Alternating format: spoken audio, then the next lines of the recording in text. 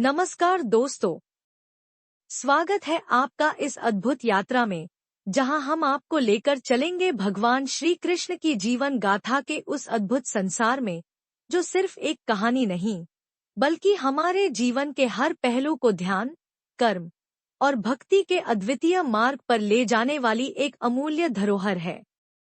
इस वीडियो में हम आपको श्री कृष्ण के बालकाल से लेकर महाभारत, गीता और उनके अद्वितीय संदेश तक का संपूर्ण सफर दिखाएंगे।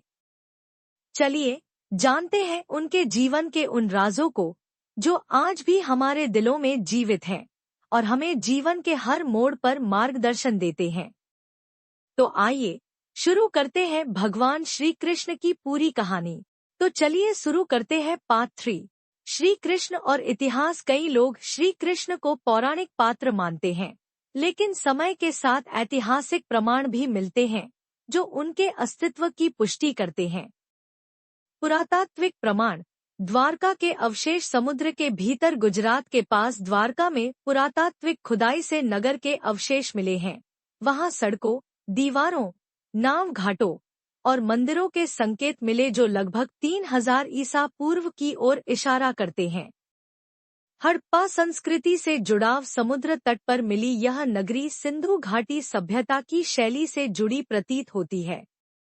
महाभारत में खगोल शास्त्र का उल्लेख। महाभारत में वर्णित ग्रह नक्षत्रों की स्थितियां आधुनिक खगोलशास्त्रियों द्वारा मिलान करने पर यह संकेत देती है कि महाभारत युद्ध लगभग 3100 ईसा पूर्व हुआ होगा, जिससे श्री कृष्ण का युग लगभग 5000 वर्ष पूर्व ठहरता है। श्री कृष्ण एक चरित्र, एक चेतना। श्री कृष्ण कोई एक धार्मिक मूर्ति नहीं, बल्कि वह एक जीवंत विचार है। बालक के रूप में चंचलता और मस्ती, युवक के रूप में प्रेम और संगीत, सैनिक के रूप में नीति और रणनीति, दार्शनिक के रूप में गीता का उपदेश, ईश्वर के रूप में समर्पण का लक्ष्य। आज का रेलेवेंस। आज के समय में जब मनुष्य तनाव, भ्रम, मोह और लालच में घिरा है, श्री कृष्ण की शिक्षा, गीता का दर्शन और उनका संतुलित जीवन प्रेरणा देता है। राधा। श्री कृष्ण की अनंत प्रेमिका। श्री कृष्ण और राधा का संबंध केवल प्रेम का नहीं, बल्कि एक आध्यात्मिक प्रतीक है। राधा और कृष्ण का मिलन अद्वितीय प्रेम का प्रतीक है, जो शुद्ध भक्ति और सच्चे आत्मसमर्पण का उदाहरण प्रस्तुत करता है। राधा का कृष्ण से प्रेम। राधा की प्रेम की गहराई को शब्दों में नहीं बांधा जा सकता। उनका प्रेम कृष्ण के लिए निस्वार्थ, अमर और अलौकिक था। राधा के बिना कृष्ण की कोई लीला अधूरी थी, और राधा के बिना कृष्ण का अस्तित्व भी अधूरा लगता है। राधा और कृष्ण का प्रेम केवल भौतिक नहीं, बल्कि आत्मिक था। यह प्रेम आध्यात्मिक मुक्ति की ओर एक मार्गदर्शन था। राधा के साथ कृष्ण की संवादहीनता। कृष्ण और राधा के रिश्ते में संवादों से ज्यादा स्मृतियों और दृष्टियों का महत्व था। राधा के प्रति कृष्ण का प्रेम दिखने से ज्यादा अनुभव करने योग्य था। यही कारण है कि राधा और कृष्ण का मिलन संगीत, नृत्य और कला में अभिव्यक्त हुआ। उनका प्रेम शाश्वत, अद्वितीय और अलौकिक है, और आज भी भक्तों के दिलों में उसी रूप में जीवित है। अर्जुन। कृष्ण के परम भक्त और सखा। अर्जुन श्री कृष्ण के प्रिय सखा और महाभारत के नायक ने कृष्ण के साथ अनेक अविस्मरणीय अनुभव किए। कृष्ण और अर्जुन के रिश्ते को शिष्य, गुरु, सखा और धर्म रक्षक के रूप में देखा जा सकता है। अर्जुन का मोह और कृष्ण का मार्गदर्शन। महाभारत के युद्ध से पहले अर्जुन ने कृष्ण से मार्गदर्शन लिया, जब उसे युद्ध में अपने कुटुंबी, गुरु और मित्रों से लड़ने का निर्णय लेना था।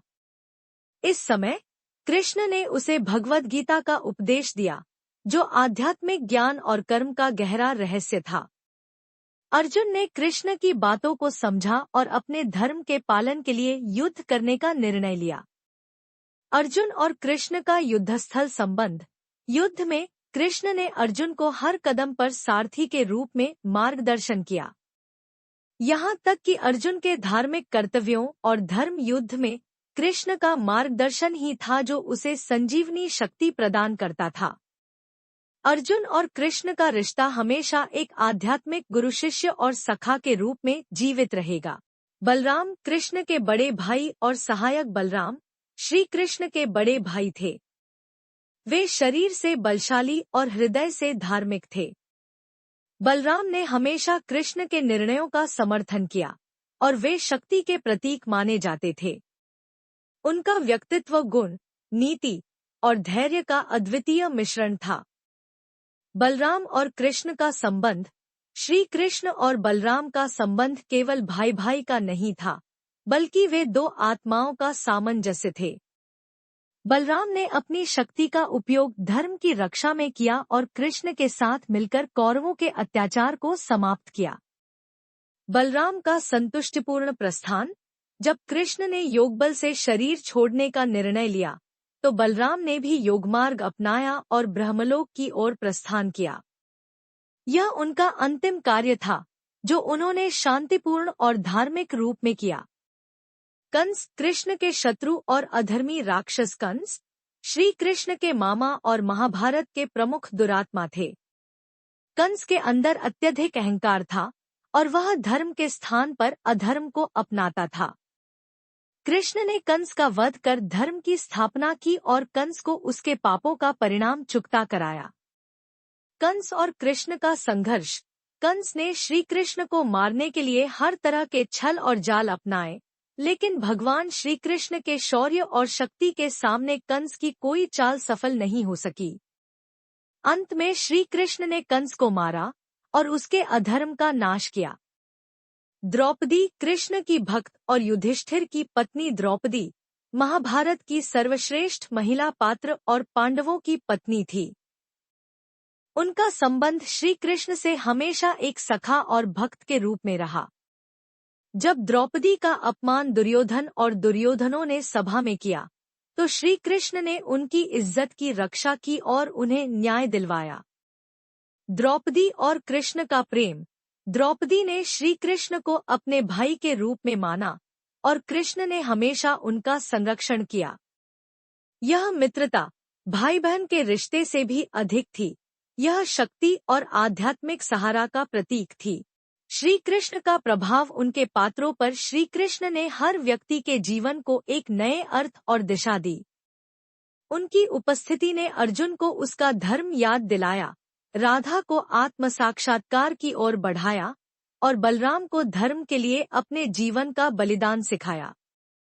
कंस, दुर्योधन जैसे शत्रु उनके सामने टिक न सके और द्रौपदी जैसे पवित्र आत्माओं को उन्होंने सम्मान प्रदान किया। श्री कृष्ण के बाद का युग, श्री कृष्ण के महाप्रयाण के बाद द्वारका का विनाश और यदुवंश का अंत हुआ। महाभारत युद्ध के बाद भी बहुत समय तक उनके उदाहरण और शिक्षाओं ने समाज को प्रभावित किया। हालांकि उनका शारीरिक रूप से इस धरती पर होना समाप्त हो गया था, लेकिन उनकी लीलाओं, शिक्षाओं और आध्यात्मिक मार्गदर्शन ने अनगिनत पीढ़ियों को प्रेरित किया। श्री कृष्ण ने जो धर्म, न्याय और सत्य की बातें की थी, वे अब मनुष्यों के जीवन का मूल मंत्र बन चुकी थी। उनकी गीता आज भी हर धर्म और पंथ के अनुयायी के लिए एक गहरे जीवन दर्शन का स्रोत है। धार्मिक और सामाजिक परिवर्तन, श्री कृष्ण का जीवन एक समाज सुधारक के रूप में भी देखा जाता है। उन्होंने भक्ति के मार्ग को बहुत सरल और सुलभ बनाया, यहाँ तक कि जातिवाद, लिंग भेद और सामाजिक भेदभाव की सीमाओं को भी पार किया। उनकी शिक्षा यह थी कि सभी व्यक्ति, चाहे वह किसी भी जाति, पंथ या धर्म के हों, वे ईश्वर के समान ही हैं। उनका सबसे बड़ा योगदान यह था कि उन्होंने धर्म को केवल कर्म, पूजा और यज्ञ तक सीमित न रखते हुए आध्यात्मिक जीवन की ओर भी उन्मुख किया। भक्ति और योग का सशक्त रूप, श्री कृष्ण ने भगवद गीता में भक्ति, कर्म और ज्ञान के मिश्रण से जीवन को उत्तम बनाने की विधि बताई। उन्होंने योग के माध्यम से आत्म साक्षात्कार, ईश्वर के साथ एकता और धार्मिक उत्थान को प्रोत्साहित किया। उनकी भगवद गीता अब न केवल भारत में, बल्कि पूरे विश्व में एक अमूल्य धरोहर बन चुकी है। श्री कृष्ण के दर्शन का प्रभाव भारतीय संस्कृति पर, भारत की धार्मिक संस्कृति पर श्री कृष्ण का गहरा प्रभाव रहा। कृष्ण को एक ईश्वर के रूप में पूजा गया और उनकी कथाओं ने भारतीय साहित्य, कला और संगीत को अत्यधिक प्रभावित किया। आज भी भारतीय मंदिरों में कृष्ण के चित्र, मूर्तियां और काव्य हर एक संस्कृति के हिस्से हैं। कृष्ण के जीवन का काव्यात्मक रूप, कृष्ण की कथा ने काव्य लेखन, संगीत और नृत्य रूपों को प्रेरित किया। भक्ति आंदोलन में कृष्ण के प्रति प्रेम और समर्पण की भावनाओं को कविता, संगीत और कला के रूप में उकेरा गया। कृष्ण के रासलीला का प्रभाव नृत्य कला में भी देखा गया, जो आज भी भारत के विभिन्न हिस्सों में प्रदर्शन के रूप में जीवित है। मीराबाई, रामानंद और संत तुकाराम जैसे भक्ति कवियों ने कृष्ण के प्रेम को अपनी रचनाओं के माध्यम से व्यक्त किया। श्री कृष्ण का प्रभाव अन्य संस्कृतियों में, श्री कृष्ण का प्रभाव केवल भारतीय संस्कृति तक सीमित नहीं रहा, बल्कि उनके दर्शन और कथाएं विश्व भर में फैलीं। पश्चिमी दुनिया में भी श्री कृष्ण के जीवन और शिक्षाओं को योग, आध्यात्मिकता और धार्मिक सहिष्णुता के रूप में देखा गया। भारत और श्री कृष्ण के संबंध को समझने के लिए जापान, अमेरिका, यूरोप और अन्य देशों में भी लोगों ने गीता और कृष्ण की कथाओं को अपनी धार्मिक सोच में शामिल किया। कृष्ण के जीवन का राजनीतिक और ऐतिहासिक संदर्भ, श्री कृष्ण का जीवन केवल एक धार्मिक कथा नहीं है, बल्कि यह राजनीतिक और ऐतिहासिक दृष्टिकोण से भी अत्यंत महत्वपूर्ण है। महाभारत के युद्ध के दौरान श्री कृष्ण ने धर्म युद्ध की अवधारणा दी, जिसमें उन्होंने यह स्पष्ट किया कि कभी-कभी युद्ध भी धर्म की रक्षा के लिए आवश्यक होता है। उन्होंने युधिष्ठिर और अर्जुन को राजनीतिक समझ और कूटनीतिक चतुराई का पाठ पढ़ाया, जो बाद में भारतीय राजनीति और युद्ध नीति का अभिन्न हिस्सा बन गई। कृष्ण और समाज की सांस्कृतिक धारा, श्री कृष्ण की लीला और शिक्षा समाज के लिए सांस्कृतिक धारा की तरह थी। उनकी शिक्षाओं ने केवल धार्मिक विचारों को नहीं, बल्कि सामाजिक दृष्टिकोण को भी प्रभावित किया। उन्होंने यह सिखाया कि जीवन में सकारात्मक सोच, समाज में सामंजस्य और प्रकृति के साथ संतुलन अत्यंत महत्वपूर्ण है। उनकी कथाएं सांसारिक मोह और संघर्ष से मुक्ति पाने के लिए मार्गदर्शन प्रदान करती हैं। श्री कृष्ण का दर्शन और आधुनिक समय में भी, जब दुनिया तेजी से बदल रही है और लोग आत्मिक शांति की खोज में हैं, श्री कृष्ण के दर्शन को लोग एक गाइड के रूप में देखते हैं। उन्होंने बताया कि सच्चा सुख भीतर है और बाहरी परिस्थितियां केवल अस्थायी हैं। उनका यह संदेश आज भी तनाव, अवसाद और अनिश्चितता के दौर में लोगों के लिए एक आध्यात्मिक शरण बन चुका है।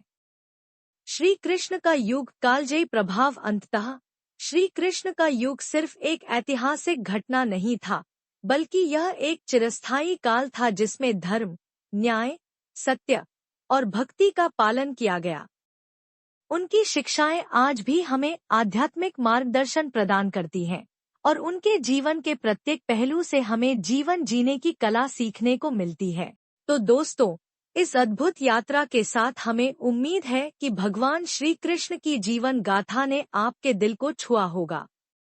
उनके धर्म, कर्म और भक्ति के अद्वितीय मार्ग को समझकर हम भी अपने जीवन में उन्हें लागू करने की कोशिश करेंगे। अगर आपको यह वीडियो पसंद आया हो, तो कृपया इसे लाइक करें, शेयर करें और हमारे चैनल को सब्सक्राइब करना न भूलें। भगवान श्री कृष्ण का आशीर्वाद हमेशा आप पर बना रहे। धन्यवाद। भगवान श्री कृष्ण की कहानी ने हमें क्या सिखाया? भगवान श्री कृष्ण की पूरी जीवन गाथा सिर्फ एक ऐतिहासिक कथा नहीं है, बल्कि यह एक आध्यात्मिक मार्गदर्शन है। उन्होंने हमें सिखाया कि धर्म के रास्ते पर चलकर ही जीवन में सच्ची शांति प्राप्त की जा सकती है। उनकी गीता आज भी हमें यह समझाती है कि कर्म हमारा धर्म है और उस कर्म को बिना किसी फल की इच्छा के करना ही सच्ची भक्ति है। श्री कृष्ण का जीवन ध्यान, भक्ति और सत्य के मार्ग पर चलने का आदर्श प्रस्तुत करता है। उन्होंने हमें यह भी सिखाया कि जीवन में आने वाली हर चुनौती का सामना आध्यात्मिक साहस और नैतिकता से किया जाना चाहिए। आज भी हम जब भी श्री कृष्ण के शिक्षाओं की ओर मुड़ते हैं, तो हमें जीवन में धैर्य, संयम और आध्यात्मिक जागरूकता का मार्ग दिखता है। उनकी यह कहानी हर इंसान को सकारात्मकता और धार्मिकता की ओर प्रेरित करती है। श्री कृष्ण के जीवन का हर पहलू हमें बताता है कि जीवन में सच्चा सुख तभी प्राप्त होता है जब हम अपनी आत्मा को पहचान कर उसे भगवान के साथ जोड़ते हैं। अगले पाठ के लिए हमारे चैनल को सब्सक्राइब करें।